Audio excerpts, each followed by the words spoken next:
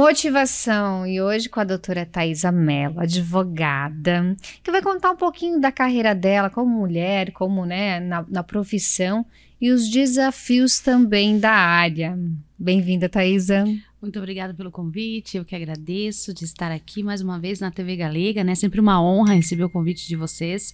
Então, vamos começar falando um pouco da doutora Thaisa. Quem é a doutora Thaisa? Quem é a doutora? Mello Schmitz, que muita gente ainda não conhece.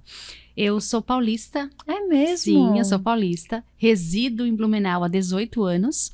Eu sempre brinco que o Schmitz talvez não tenha o cara de alemã, mas o meu esposo é alemão, então o Schmitz é de casamento.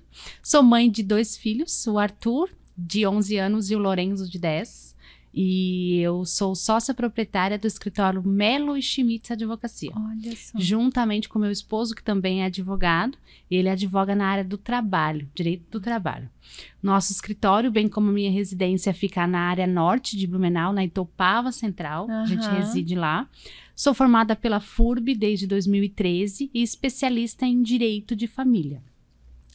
E me identifiquei no direito de família quando eu comecei a ser voluntária aqui no Juizado Especial Cível de Blumenau, nas audiências, e muitas delas envolviam direito de família, né? Então eu me vi encantada por esse direito, e é o direito que permeia todas as nossas relações, né? Todas, realmente. Estamos falando de divórcio, de pensão alimentícia, de guarda, de inventário, de testamento. Então, tudo que se diz família engloba o direito de família. E por incrível que pareça, na pandemia isso pipocou. Na pandemia nós fizemos um número enorme de divórcios, porque, como falávamos antes nos bastidores, as pessoas hoje, elas não conseguem mais conviver tanto, né? É muito mais fácil hoje você jogar fora do que você consertar. Então, lá na pandemia em 2020, você se viu obrigado a conviver com o teu cônjuge. E muitas pessoas não conseguiram. Se tornou descartável o relacionamento. Se tornou descartável. E ali eles começaram a se conhecer, né? Porque nós tínhamos a mulher que saía e ia trabalhar, o homem também, e só se viam à noite. E ali na pandemia eles tinham que ficar 24 horas juntos. Então, combinado ao fato de que, será que eu vou morrer de Covid? Quanto tempo eu tenho de vida ainda? Então, muitas pessoas quiseram e se atentaram, talvez, por uma nova oportunidade, por viver realmente o amor. E nós fizemos realmente muitos divórcios na pandemia. Nossa! Eu soube, assim, de relatos, né? E aquela coisa que tu vê na rede social, de você realmente vai conhecer o teu parceiro na pandemia, né? E aí eu brinco que quem não se separou na pandemia vai ficar junto por muito tempo, então, porque nós, né? Porque realmente foi um momento que foi desafiador, né? Então a gente teve que se sensibilizar, olhar para um outro com outro olhar, você ter essa questão de realmente é isso que eu quero para minha vida, vamos seguir juntos ou não, cada um por si, né? Então esse foi um desafio ali na pandemia.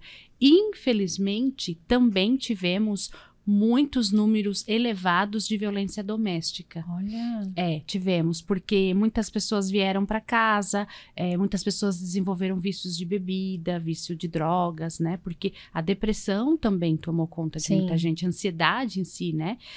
Então, eles replicaram ou, de fato, as pessoas ficaram mais propícias a essa questão. Então, a gente teve, sim, um aumento da violência doméstica na pandemia também. Nossa, olha só como, né, detalhes, né? Sim, de quem tá do outro lado, né? De quem tá vivenciando isso. E quantas pessoas não passaram por aí, né? Bastante. Quem sofre são os filhos, muitas vezes, nos relacionamentos, muitos, né? E eu sempre tentava trazer isso para os clientes, né? Principalmente o homem ou a mulher. E eu já sou árbitra e mediadora há muito tempo, né? Quase 12 anos. Mas eu desenvolvi lá no escritório uma escutativa e uma questão tanto do divórcio quanto da dissolução da união estável, quanto dos alimentos, de forma consensual também. Então, a gente traz... 90% das minhas clientes são mulheres, mas quando elas vêm com esses relatos, a gente tenta trazer o homem para explicar essa situação. E eu lhe digo que não estou aqui tentando passar a mão na cabeça de ninguém, porém, a questão da violência doméstica ainda é falta de informação. Então, nós temos muita informação da mulher, né? Sim. De que ela está no relacionamento abusivo, que ela está sofrendo, que aquilo é um relacionamento. Mas nós não temos da parte do homem que aquilo que ele está praticando é um relacionamento abusivo. Então, a gente traz esse homem, a gente explana, explica para ele que aquilo não pode. Que reter o cartão de crédito da mulher, por exemplo, e não deixar, e não compactuar, e não abrir as contas bancárias com a mulher, é um relacionamento abusivo. Olha só. E você é sempre diminuir aquela mulher, você não ajudá-la, né? Ó, eu não te bato mais, você não é capaz, você é feia, você é gorda, você não vai conseguir. Isso é uma violência psicológica, né? Você não vai sair de casa porque senão eu vou ficar com os teus filhos. A guarda do teu filho é minha se você sair de casa, você escolhe, né? Violência psicológica. Então tem uma série de questões, o próprio assédio moral, né? O estupro dentro do relacionamento, que as pessoas, não, mas assim, eu tô casada e eu preciso ter um relacionamento sexual com ele, porque é minha obrigação. Não é. Não é tua obrigação. Se você está casada com o teu marido e naquele momento você não quer ter uma relação sexual com ele, é o não. Assim como se você estivesse numa balada. Sim. Então, o não é não. E também existe estupro dentro do relacionamento. Porque nós temos o machismo enraizado dentro da nossa sociedade ainda. Né? Então, dia após dia, essa luta silenciosa de nós mulheres e nós advogadas também, que nós nos juntamos para tentar coibir e tentar ajudar essas mulheres. E de que forma muitas vezes ajudar até o próprio relacionamento, né, do homem e da mulher, né? Sim. É aquela coisa de sentir o outro lado também. Exatamente. Existem as duas necessidades, né? Existe. Tanto da mulher em não e do homem no sim. Com certeza, com certeza. E tudo são duas coisas que eu sempre coloco isso muito certo dentro de qualquer relação, não só de uma relação de casamento, mas uma relação de empresa, uma relação de negócio. Todos os problemas causados são por duas coisas, todos. Se a gente parar para pensar realmente, primeiro, a falta de diálogo, a gente não conversa para resolver ou não resolver aquilo, e o tom de voz. Então, se você começar um relacionamento gritando, vai dar problema. E aí, a outra pessoa vai gritar mais alto ainda e nós vamos ter uma briga que poderia ser desnecessária. E aí nós temos o grito, o grito que pode influenciar uma criança vendo o pai gritar com a mãe, ele tá brigando com a mãe. Ele pode dizer na escola que ele viu o pai brigar com a mãe e pode desencadear uma denúncia a um conselho tutelar. E nós já tivemos situações de filhos que foram afastados do lar por constante informações do colégio para o conselho que aquela criança ela vinha totalmente assustada, porque o papai sempre briga com a mamãe, o papai sempre grita com a mamãe. O que o conselho vai achar? Que aquele lar não é interessante para aquela criança, porque ela vem de um lar totalmente violento.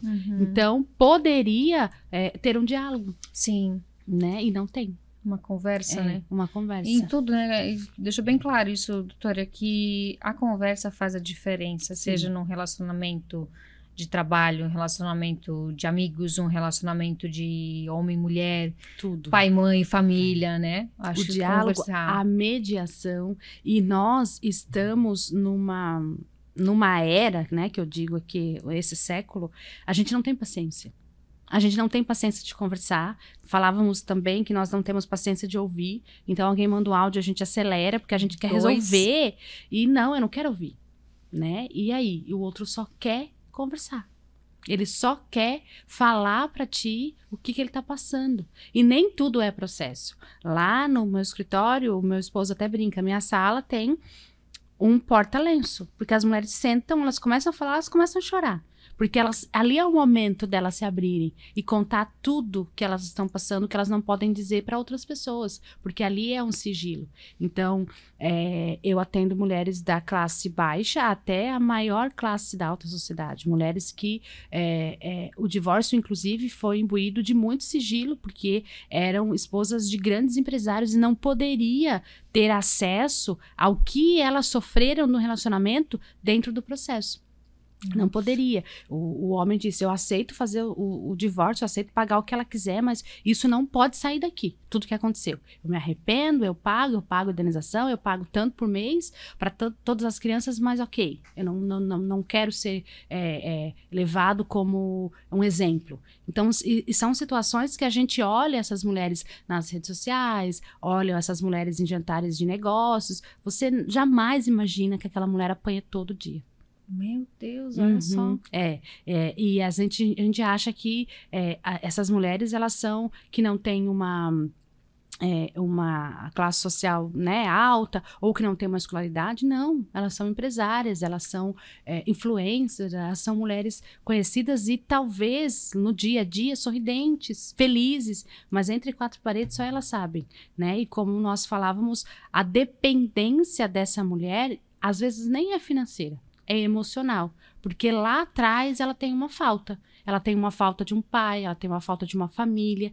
E talvez numa conversa, uma base, talvez numa conversa com toda uma equipe, né? Porque nós temos psicólogos que a gente trabalha também de equipe, inclusive elas me indicam, eu as indico. Eu até ia falar, desculpa te cortar, né? Sim. Tu atende tantas mulheres lá com o lencinho, é uma psicóloga, né? A gente é. E a gente também, eu também tenho amigas psicólogas que eu converso com elas, a gente precisa fazer terapia também, claro. Porque o ramo do direito, eu amo o que eu faço. Todo mundo deveria fazer, na minha opinião. Mas é uma profissão que você resolve o problema dos outros. A grande maioria não consegue resolver os seus problemas. Eu resolvo os meus e o dos outros, né? E principalmente a área da família é uma área que te suga muito. Então, a gente tem cliente muito. A gente tem cliente que eu sempre falo, a gente casa com eles, porque eles te veem como uma figura, você vai resolver todos os problemas da vida. E não é bem assim. E com o tempo, eu fui amadurecendo, né? 12 anos formada, amadurecendo de que eu sou advogada, eu tenho sim que resolver os problemas dos meus clientes, tentar, pelo menos judicialmente, porém, os problemas que eles me trazem, infelizmente, é a verdade, foram eles que procuraram. Porque o marido, quem escolhe o marido ou o pai dos filhos... Não foi tu que escolheu, né? Foi a pessoa. Então, eu tento trazer com uma sensibilidade muito grande com relação a isso. O problema é teu. Você me trouxe para eu tentar resolver, mas foi a pessoa que causou aquilo. E aí você joga para o advogado, para o psicólogo, para o judiciário, para toda uma população, um problema que você causou. E que você tem que resolver, na verdade. Você tem que resolver. Então, quando a gente traz esses dois, o casal, que estão brigando por uma coisa mínima, que a gente de fora fala, não tô acreditando, que isso aqui virou um processo. Que isso poderiam ter se resolvido em casa, mas ok, né? Então, a gente como terceiro, não tão interessado, né? Porque a gente tá de um lado, tem outro advogado do outro, tenta explicar para eles de fora. Olha a situação que vocês colocaram. Tá muito fácil de resolver. Mas talvez aquela coisinha que pra gente é fácil é um elo. É um iceberg e também é o elo. Que será que eles querem realmente separar? Será que eles querem se desvencilhar um do outro? Ou só eles estão numa situação aqui questionando, porque você não faz isso, você não faz aquilo, sempre um jogando a responsabilidade para o outro, mas ninguém diz, não, então vamos sentar e vamos resolver. O que eu poderia melhorar? É bem isso. Mas eu acho que desde que o mundo é mundo, né, todo sempre é muito mais fácil você colocar a responsabilidade a culpa no outro. Muito mais fácil. Então a gente está em constante evolução ainda, aprendizado, evolução, entendimento. Eu acho que nunca vamos entender 100% o ser humano, né? Eu acho que por mais que a gente estude, a gente nunca vai conseguir entender, mas a gente precisa respeitar. Então, respeitar os limites um do outro, eu digo isso dentro e fora do relacionamento, havendo diálogo, respeito, amor e companheirismo, e eu não digo amor de casal, o amor mesmo enquanto filho de Deus, né? Uma pessoa pelo que, próximo, né? De fato, tem um amor pelo próximo. Por que nós temos o feminicídio muito alto? Porque a pessoa não tem o respeito. Ele vai olhar para aquela mulher e ele vai ver como um objeto. Você não ficou comigo, você não vai ficar com mais ninguém. Olha que ponto a gente chegou, né? Só. Então, a gente está batalhando ali com uma série de questões e de pessoas e de polícia, Ministério Público, OAB, todo mundo junto para tentar recuperar o que nós perdemos lá no passado. Porque tanto a questão da violência doméstica, quanto a questão do machismo, do racismo, é algo lá de trás, que a gente tá tentando reverter agora, né? E as pessoas às vezes não entendem. Mas agora tudo é feminicídio, tudo é Maria da Penha. Mas será que as pessoas de fato estão sabendo o que está acontecendo? Né? Dentro dos lares? Então, feminicídio, Maria da Penha ou abuso, né? O abuso. Isso. E aí eu acho que falta, eu sempre quando eu vou palestrar nas escolas, quando me chamam, é lá no início que a gente precisa, né? Eu fui palestrar num colégio, eu não me recordo agora o nome da cidade, mas é aqui próximo, e foi para de sextas até o 8º ano, de sexto a 8º. E eu falei sobre violência doméstica, eu falei como que eles poderiam identificar, se eles tivessem algo, eles poderiam me contar após palestra. E depois da palestra eu recebi 3 denúncias. 2 de que as meninas estavam sendo violentadas, né, pelos pais, pelos avós, e uma que ela tinha sofrido um estupro pelo pai. Aí a gente acionou o Ministério Público, acionou a própria escola. Então, como é importante, porque elas não tinham ninguém para conversar. Não tinha conhecimento, muitas vezes, do que estava acontecendo. E isso é muito legal, porque eles veem uma advogada que trabalha na área, que atua, que está ali tentando lutar contra isso, explicando para elas, eu sou um canal, vocês podem falar comigo. Não vai sair daqui, não vai sair nomes, não vai sair ninguém. Então, elas viram essa segurança. E eu acho que isso falta muito nas escolas, falta muito nas creches, porque a gente vê crianças também. Crianças sendo abusadas, né? Os homens precisam respeitar o corpo das mulheres, das filhas, de estranhos. Se ninguém te deu permissão para tocar, para chegar, para abraçar, não, né? Então, isso e precisa ser responsabilizado. Mas assim, eu era casado com ela e ela tinha a obrigação. Não tinha. Né? Se naquele momento ela não quis, mas todo dia ela não quis, então tem alguma coisa errada? Sentem e conversem. O que está acontecendo? Né? E a falta do toque físico, a falta da relação sexual mesmo, ela é o estopim. Começou lá atrás algo. Falta de diálogo, a falta de amor, a falta de carinho, a falta de presente, a falta de dizer para ela, de verbalizar o quanto aquela mulher é incrível. Né? Eu tive há uns 3 meses atrás, uma amiga, e é muito amiga mesmo, sempre seguia ela nas redes, já comprava na loja dela, e um dia ela chegou, ela disse, eu vou me separar, e eu fiquei assim, tem coisa que a gente surpreende ainda, eu enquanto advogada, eu falei, não, mas tu tem um relacionamento incrível, o que aconteceu? Eu quero me separar. Eu quis entender, ela chorou e falou e tal, falou uma série de coisas, e eu chamei ele para conversar, e ele me disse coisas maravilhosas dela. Porque ela é incrível, porque ela é bonita, porque ela é isso, porque é aquilo, porque é aquilo. Eu falei, alguma coisa não tá certa, né? E aí eu chamei ela, eu disse, olha, ele falou isso de ti. Ele falou, mas eu preciso que ele fale isso pra mim. Não pros outros. Ele só fala pros outros. E em casa eu nunca presto. Mas pros outros eu sou boa. Por que ele não fala isso pra mim? E aí eu chamei ele, eu disse, Viradinha olha, de chave. Tá vendo? Ela só precisa ouvir o que você sente por ela, porque a gente dava pra ver que era verdadeiro o orgulho que ele tinha. Só que a dificuldade que ele tinha de verbalizar isso pra ela, talvez, não vou falar porque ela vai se achar, né? E situaçõezinhas assim, eu acho que tu tá se achando demais. Sai da rede social, não precisa ficar se mostrando pros outros. E pros outros eles diziam, olha só como ela é linda.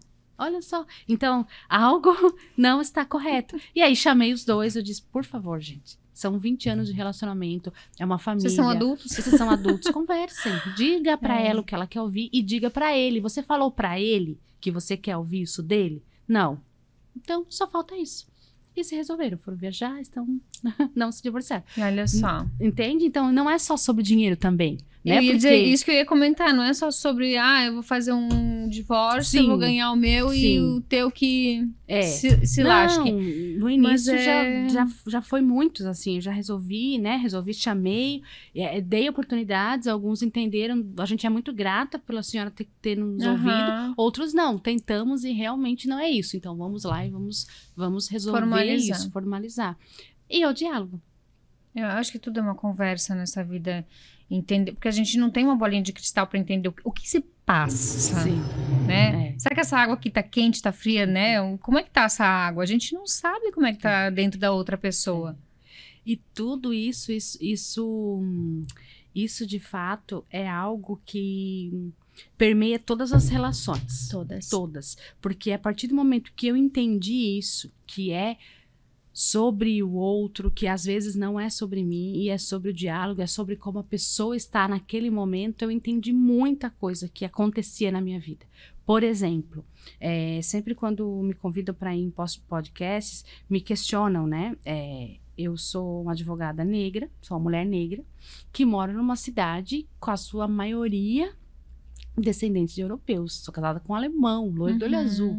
E as pessoas me perguntam, você já sofreu algum tipo de preconceito, de racismo? Como você encara isso?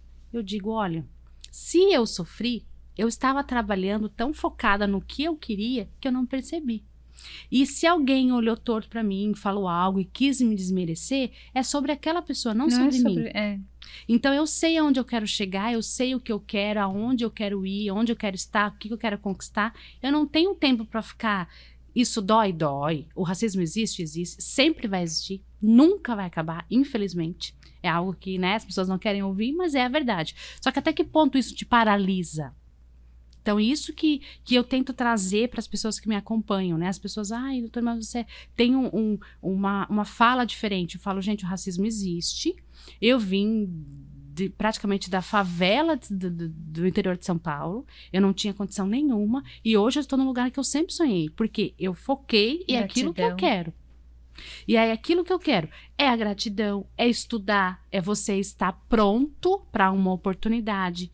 Eu tô aqui, eu sou preta, eu sou pobre, ninguém olha para mim, e aí é o racismo. Aí aquela pergunta, você está pronta para aquilo que você deseja? E tem gente que não está pronta. Só deseja. Exatamente. A gente tem que, não é buscar as oportunidades, é criá-las. Né? E o nome do teu programa é muito interessante por conta disso, porque eu acredito que as pessoas, elas precisam sim ter outras pessoas do que se espelhar, né? E aí como que eu tento trazer essa questão para os seguidores, para as pessoas que me acompanham? Eu consegui, você também pode, né? Mas foi fácil. Nem um pouco. É fácil. Nem um pouco. Para mim, muito menos. Tudo foi muito difícil. Mas cada andar, cada degrau que eu galguei, eu agradeci. Porque eu sempre olho para trás, lá de onde eu saí, não para reclamar, para agradecer. Né? A pessoa saiu lá de onde estava, casou. Aí eu me recordo que eu brincava, meu esposo tinha uma motinha velha, eu tinha uma bicicletinha velha, né? Hoje cada um tem seu carro, a gente mora onde a gente quer, a gente comprou a casa na praia onde a gente queria, nossos filhos estudam em bons colégios, a gente tá com uma vida estabilizada, mas foi muito suado. E ainda continua, porque muitos sonhos ainda têm a realizar, muitas coisas desejam, né? Só está começando, né? E assim, e qual é a diferença minha e da outra pessoa? A minha diferença, minha e tua, é uma melanina. É só um tonzinho a mais da nossa pele. Só. Não sou melhor e nem pior do que outra pessoa. O meu cabelo é enrolado, o teu é liso, o teu é verde, o meu é castanho. Só. Né? Somos filhos do mesmo pai. A gente tem oportunidades iguais. Aí as pessoas falam, não, mas é diferente, fulana de tal é herdeira, você não é herdeiro, mas eu posso fazer herdeiros de mim, né? Justamente. Eu posso trabalhar para ter um nível de vida, sim, até igual para manter, né, a herança, vamos supor, né? Exatamente. Porque tudo tem um custo nessa vida. E aí entra a questão do vitimismo, que anda muito de mão dada com o racismo. E não só com racismo, que as pessoas se vitimizam o tempo inteiro. Nossa, eu acho que em tudo. E eu tento sempre falar isso para as pessoas. Eu digo, gente, a palavra tem muito poder. Muito. Vocês não fazem ideia. Coisas boas. Então, eu não posso porque eu sou pobre, porque eu sou isso, porque eu sou aquilo, porque eu não vou conseguir. Porque você já está profetizando o ruim. Não, aquilo ali, um dia eu quero chegar ali. Um dia eu vou conquistar. Eu vou trabalhar para que eu consiga aquilo, claro, sempre de forma honesta, segura, pé no chão, mas se você já tem um sonho, uma vontade, é só trabalhar para isso. Pode ser que demore uma semana, um mês, um ano, 10. Exatamente, trabalhar para isso, mas as pessoas, elas já elas veem a dificuldade e já paralisam, não é muito para mim. É aquilo que nem o programa, é motivação, ele abrevia 2 palavras, que é o motivo e ação. O que te motivou a acordar hoje de manhã? O que te motivou? Os boletos. O que te motivou a fazer um boleto? Sim. Comprar alguma coisa. O que te motivou a comprar aquela coisa? Eu queria para tal coisa, para outra, enfim. Então, motivo e ação, eles andam junto. Sim. O que vai te fazer ter uma ação hoje? Qual o motivo? Eu acredito que só o fato da gente acordar e respirar e ter saúde, não ter nenhuma dor, às vezes tem, né? Uma dor nas costas. Dormir de mau jeito. Aos 40 chegando, a gente sempre tem uma dorzinha. Mas estamos bem. Olha quanta gente morreu na pandemia. Olha quanta gente que está internado hoje. Aqui. Olha a guerra que nós estamos passando aqui do lado. A gente pega um avião, a gente vai para os Estados Unidos, a gente vai para o Irã. Tem gente morrendo nesse exato momento. E nós estamos aqui, firmes e fortes, com disposição, né? Com alegria, com saúde. E eu acho que isso é a melhor coisa que a gente poderia ter. É a gratidão. Vida, né? Vida. E estamos chegando ao final. Alguma mensagem queira passar para quem está nos acompanhando? Para quem quiser ter acesso também, é só seguir lá nas redes sociais, tirar as dúvidas também, troca ideia lá. Isso. Atende online também? Atendo, todo o Brasil. Olha todo só. o Brasil. Então tá aí mais uma dúvida para vocês. Plataforma, nós estamos com o site, a gente tem minhas redes sociais, né? Quem quiser seguir é @ThaísaMeloSchmitz. Convido a todos que para verificar ali as informações que a gente posta, o nosso dia a dia também, a nossa história tem ali, e eu penso que a palavra de ordem é exatamente isso que você falou, a gratidão e o diálogo. A gente ter amor, a gente ter paciência com o outro, porque nem tudo é sobre como a gente quer, da forma como a gente quer. Tudo tem o seu tempo, e tudo na vida tem um propósito. Tudo, exatamente tudo. Eu cheguei atrasada no trabalho, tem um propósito. Talvez aquele atraso é um livramento de algo, né? E tem uma frase do Mike Murdock, é um autor que eu já leio há algum tempo, e eu acho ela muito impactante. Eu vou deixar aqui para todos os ouvintes. Para a gente até ter no futuro, né, para a gente entender sobre a nossa vida. Nunca reclame do que você permite. Então, se você está permitindo algo errado na tua vida, você não pode reclamar daquilo. Então, vamos mudar. Forte, eu não tinha ouvido ainda essa frase, tá? Nunca reclame do que você permite. Então, assim, vamos nos permitir ser felizes. Se a gente não está num relacionamento bom, né? Se eu enxerguei que eu tô num relacionamento abusivo, tóxico, que não é isso que eu quero, não tá legal, a empresa onde eu estou não tá legal, é um assédio moral, é uma situação que, né? E eu não tenho paz dentro do meu coração para seguir qualquer coisa na minha vida, é hora de parar, respirar e talvez mudar, né? Então é isso. Tereza, muito obrigada pela tua participação. Espero que tenha acrescentado muita motivação para você que está nos assistindo. Obrigada. Eu obrigada que agradeço. Por tanto, tá? Eu cresci muito nesse pod, tá, gente? Espero que vocês também. Que bom. Um beijo, até a próxima motivação. Até lá.